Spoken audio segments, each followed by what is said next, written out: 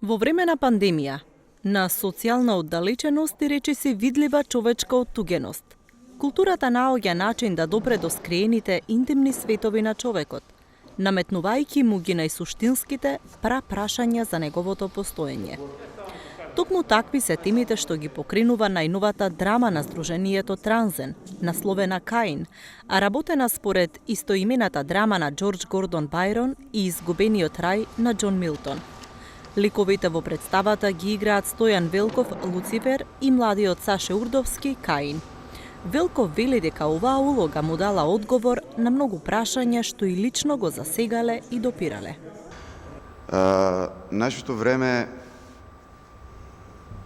е преполно со искушенија затоа што еманатите на нечестивиот, неговите продукти и неговите краци скоро и да се невидли во ова време. Представата се запрашува како првиот човек одолеал или не одолеал на искушението. Во битот на самата представа е архетипноста и борбата на човекот со злото, за да стигне, преку злото да стигне кон доброто.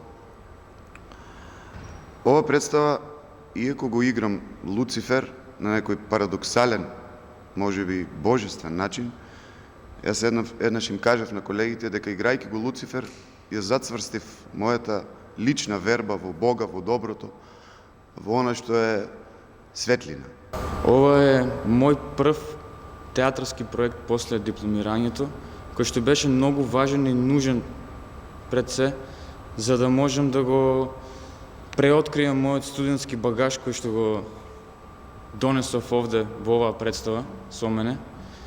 Мислам дека влеговме многу честно и искрено во овој процес, во обид да разбереме, да ги разбереме постапките на Каин. Режисерот Дејан Ангелов смета дека креативниот процес бил извореден и стимулирачки и верува дека енергијата што ја создале во подготвителниот период ќе се почувствува и на премиерата. Врската со контекстот е во тоа што Каин е првиот наш, според мене, современик, со тоа што прв ги поставува горливите прашања на битието. Тој е првиот кој што не сака да го прифати фактот за смртта и тргнувајќи во размислување околу битието и смртта се стигнува до некаква есенција на човековиот живот. Преку тој бунт спрема созданието и битието, на крајот Каин стигнува до некакво прозрение што лежи во суштината на човечкиот живот и каква е смислата на целиот тој живот. И последното нешто до кое што стига може да го сублимираме во репликата која што Каин изговара ликот на сестар Мијада. Луцифер преку цело време се обидува да го искуши Каин со тоа што му ги покажува и овој и другиот свет и универзумот, сакајќи да го искуши да тргне по неговиот пат. Представата има и авторска музика која што ја компонираше Ставре Ангелаков. Едно секогаш кога работам со Дејан, веќе неколку пати, тоа е едно посебно искуство и овој пат само за себе е посебно.